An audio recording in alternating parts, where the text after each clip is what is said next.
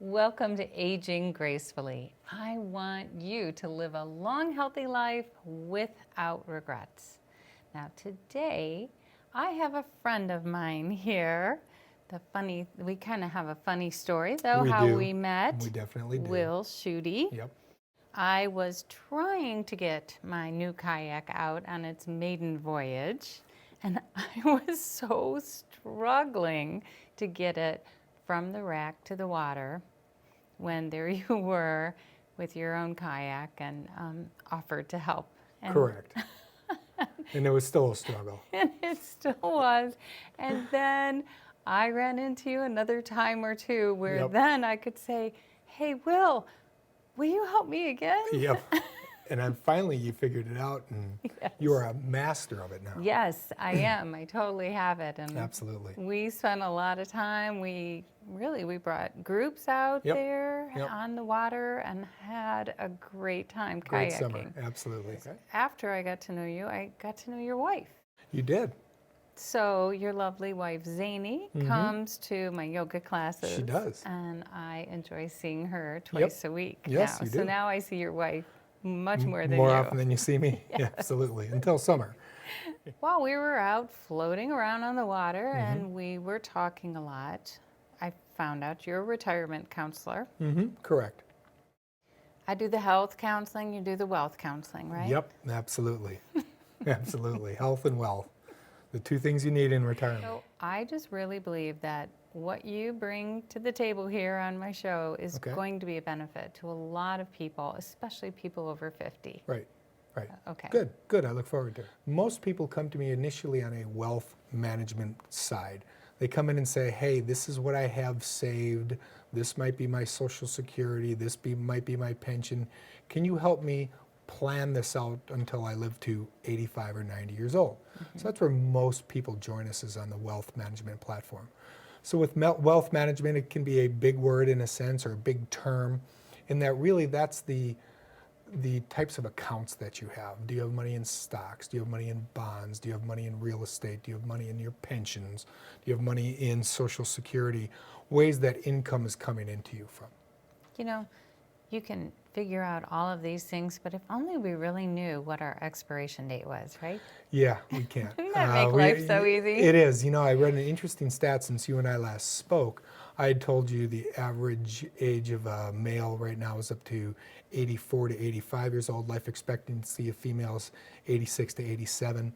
I saw a statistic yesterday from one of the government bureaus that came out that if one of the members of the family live to 85, there's a 65% probability one's going to live till 90 to 92. So what we're seeing is life expectancy create longer and longer, which is where you and I initially met, as of, hey, we've got a lot of like people trying to do like things. Yeah. All right. Next would be risk management. And I think, well, you've already enlightened me on some of this. How would one ever know? Well, you have to kind of start with the goals first and kind of have an imaginary date of how long you might live or are aspiring to, right? Right. And then that's how you kind of figure out risk. Am I right? Tell Yeah, me. that's part of the process. A lot of when we first sit and meet with a client, it's really just getting to know them. Okay, what are you about? What are some of your family history? What is your current health status? That's going to tell a lot. I met with a couple last night, as a matter of fact, and he is not very healthy. He's got bad genetics. His oldest living male on his family side lived to 75. His wife, on the other hand, completely healthy, no medicine. She's got longevity into the 90s on her family side. So that's an interesting dynamic when we put a financial plan together for them. We plan on saying there's a high probability he will predecease her. How is that going to impact it based on what they've brought to the table to put the plan together? But risk management revolves around, you have home and auto insurance, okay? I've seen your car. You've come down to the boat club with us, and you also have homeowners insurance. And why do you have homeowners insurance? What's the purpose of that? Well, I know now from you to transfer my risk. Right. So if your home burned down, what you've done essentially is with that insurance is you've transferred the risk to an insurance company. So most risk management uses some type of insurance. And as we go into retirement, you're going to have your traditional home and auto insurance, but there might be some life insurance that you have. A big topic today is long-term care insurance, or how are we aging? What are the costs of long-term care? As we know, they're very expensive. And then there might be some secondary insurances that you need. There's also managing the risk in your portfolio. So if your portfolio is completely in the stock market, is that appropriate for, as we walk together, is that appropriate for what your needs are? So there's risk management that can happen in the portfolio also. Okay. I think we could probably do a show on each one of these. We could go pretty we deep. better keep breezing through. Tax planning. Let's talk about that. All right, so tax planning, tax management is something I stumbled into probably 8 years ago, and it really took off for me. I really enjoyed it, and my contemporaries and friends go, "You like taxes?" And I said, I don't necessarily like taxes. What I like being able to do is to try to reduce the amount of taxes my clients need to pay based on the laws that are applicable today. So it's problem solving. A lot of this is just like you in your business and what you're doing. It's a lot of problem solving. And it's interesting, as you said, my wife is in your class, and you've got 15 people in the class, and all 15 are completely different. Nobody's the same. So I have that same thing. No family is the same. So from a tax management standpoint, our job is to really take a look at what taxable accounts they have, and are there opportunities to potentially defer those taxes. So right now we're in an era where the market's been up very high. Our current president, Trump, has allowed a tax cut that expires in 2025. So there's some strategies we have 5 years to potentially execute. So people come into me, and the couple last night, it was an interesting conversation. They have not had a mortgage for 20 years. They're looking to build their ideal retirement home and spend $500,000. They want to take a distribution from their account. Well, that's all taxable, and that could be taxed at 40+%. Are there different ways of solving that? So I gave them some solutions, some ideas, some thoughts of when they get to that stage. It's probably going to be in about 2 years, but how can we work through that from the tax management standpoint? Also, the rules keep changing in taxes. We just actually had a tax rule change in the financial services on retirement accounts. Is that the Secure? It is. Act? It's called the Secure Act. Very good. So the Secure Act said, some of our listeners or viewers, shall I say, are understanding what's called a required minimum distribution.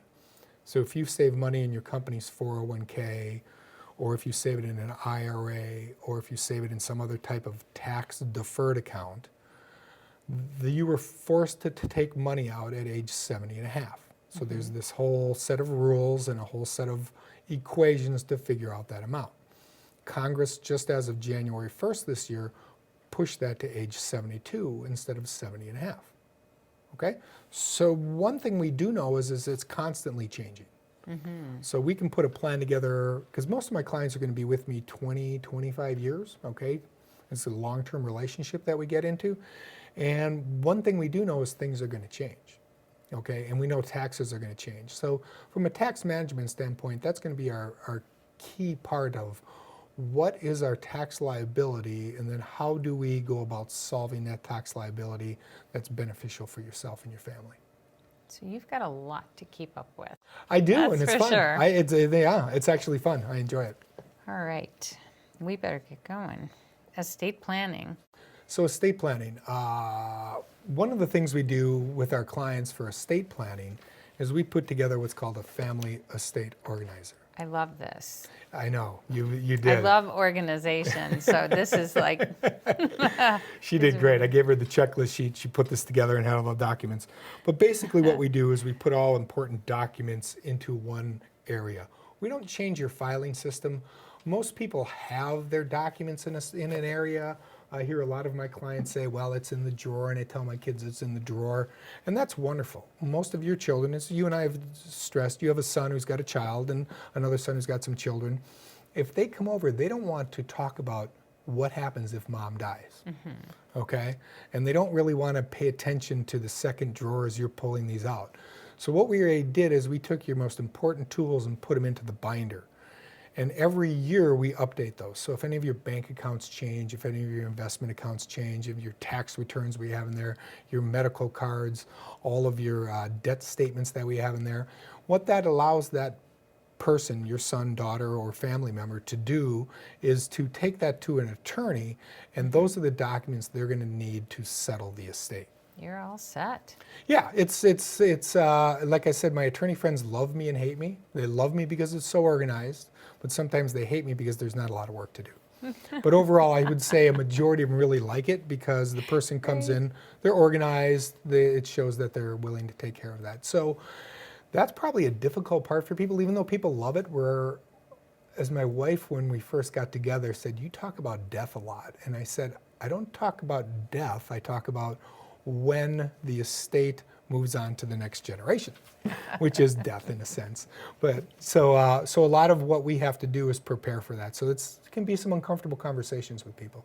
Yeah, but that makes it easier. But it does, yeah. The family estate organizer definitely makes it easier. And then we do partner up with different estate planning attorneys if there's some critical things you need, an updating of the will, or if you need a trust and different trusts that might need to be happen. Yep. Okay, we have 3 categories we haven't hit yet. And Okay. I'm kind of thinking we should do part 2 and save the others. Are you okay with that? Fair enough. Okay, so before we conclude, I have to ask you ageless advice. Okay.